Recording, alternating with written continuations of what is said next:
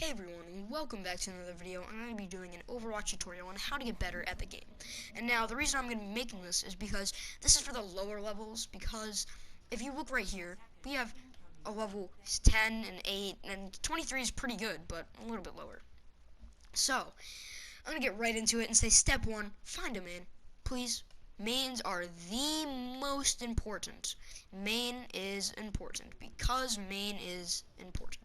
The reason I'm saying this so much is because main is really important. If you have a main, then you have someone to always play with. Like in Call of Duty, you have a class. That class you always play with. Probably for big YouTubers, a sniper, and probably for players out there is probably like a grease gun in World War II, Call of Duty.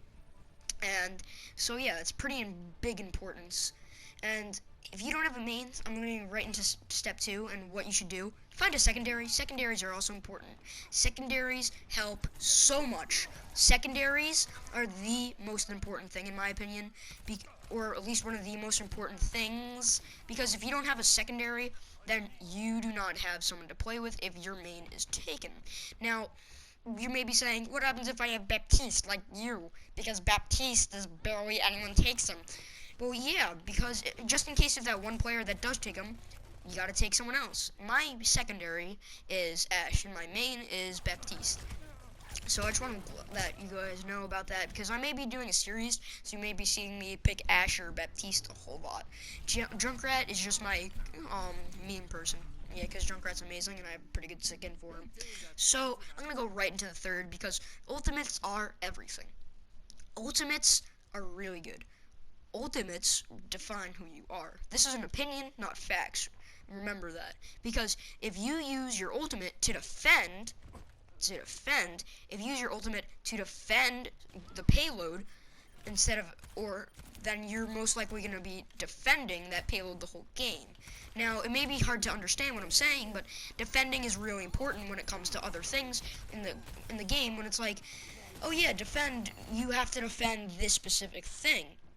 So when you defend, use the ultimate to defend, but if you're attacking, use it to attack. It's kind of hard to explain in this matter, but if you're attacking, you have to use your ultimate to attack. You can't use it to defend. So, like I said, if you're doing a payload and you're attacking in this situation, you'd use it to attack the payload. But when you're defending the payload, you can't use it to defend the payload. You have to use it to attack the incoming players. Yeah, it's a little bit of a jiffy to explain, but it makes a lot of sense if you're in a situation like I am, when it comes to you being like, wait, if I can't use it to defend, then I can't use it to attack. Then what do I use it for? Well, I'm going to answer that question right now. Well, you use your ultimate to heal. Not if you're not a healer, I understand. If you're an attacker and a defender, yeah, you're still going to use it to heal. Now, you use it as a distraction if you're low on health. If you're Hanzo, it's different. You're going for a kill. But if you're someone like Baptiste, you use it to distract. You use it to heal your team for healers. If you have a healer in your game, you gotta use it to distract them so the healer can boost you up on health. You gotta keep that healer alive, if you know what I mean. But, so basically, your ultimate is defined as a type of distraction. But if you're an attacker or defender, I can understand what you're trying to do it for, but use it to distract the enemy team so you can heal your team. You may be saying, well, yeah, if you're a Hanzo, yeah, go for the kill. You have a really good ultimate. You can get, like, kills, like, instantly because of the dragons and stuff like that. And Genji, go for the kill. And so stuff like that, basically.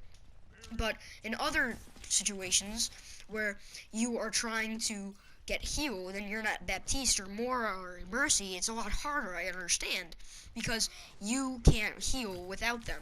If you don't have a healer, then of course go for the kill. But if you have a healer, use it to distract the enemy team so you can heal. It's a lot to explain, and it's hard to understand. I understand that, but you have to learn healing is a lot to this game. Like, for example, with this Symmetra here, he just shredded. Without me, he wouldn't have healed. If he used his ultimate, if he had it probably, he would probably use it, and he would probably have gotten the kill. But if he could have used it to distract, I could have healed him, and he probably could have gotten so many more kills. I'm hoping you guys can understand the concept now of how this helps. Now, step 4 is damage. Damage and ammo are two different things, but I'm combining them into one step. you have to use your ammo as a way to control your damage. If you have 15 bullets left and you think you can kill someone, go for the kill. So that's what I'm really saying about ammo. People reload after one shot. They go like this, bop, and then reload. It's really annoying when people do that. Just stop, please. But the reason I say damage and health, and not health, ammo, are in the same concept, because you have to understand to control both. If you need to get a kill and you have a burst like me, you don't have to keep spraying after he's dead too. And damage is a big component, because I do 75 every time I land all three. So like, for example, Bob 75 and I got a kill. Excuse me.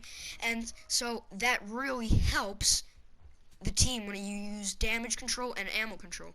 Now, this step is really also for Call of Duty too, because Call of Duty, if you have a limited amount of ammo, but this game you have unlimited, so I can understand why you would keep just spraying even if you don't think he's dead or anything, which he probably is dead if you keep spraying, but it's kind of like the concept that you have to use your ammo wisely, because if you're in a big gunfight, like you have this Mercy healing a Symmetra when she's putting up turrets, and you only have a Winston, then you have to learn how to control your ammo and deal the same amount of damage. So that's what those are in two same types of steps for. And now for step 3, not 3, 5, duh. For step 5, you really have to learn the concept of snapping. Snapping is huge. Snapping is the best thing you could ask for. Snapping teaches everything. Snapping is everything, and snapping does everything. Snapping is amazing. Because snapping, with high sensitivity, you could easily just go like this to your side. I play on low sensitivity, so it's completely different, but you get the concept of, like, I keep saying concept, and for example, but yeah, you have to understand that you have to use snapping every day. It takes practice. It's not like you can do it in a game. It's physical. You can't just not use it. Snapping is pretty important, so you would have to learn how to use it before you do use it.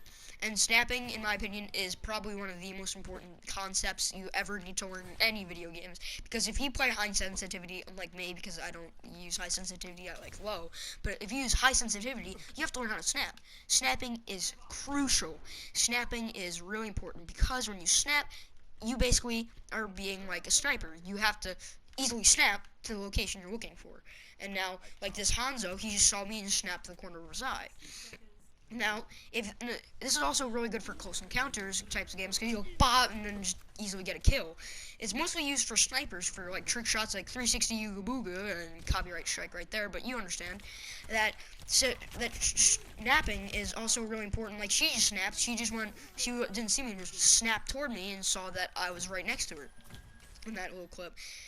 Because she doesn't really understand that the snapping ability is meant for usually gunfights, because gunfights, she was just in a gunfight, but I'm talking about like when you're facing a Sombra, because if she turns invisible, and you don't see her, bop, you see her with the corner of your eye, bang, and it like got 3 headies on her. That's like good, like 200 damage. So snapping is more toward the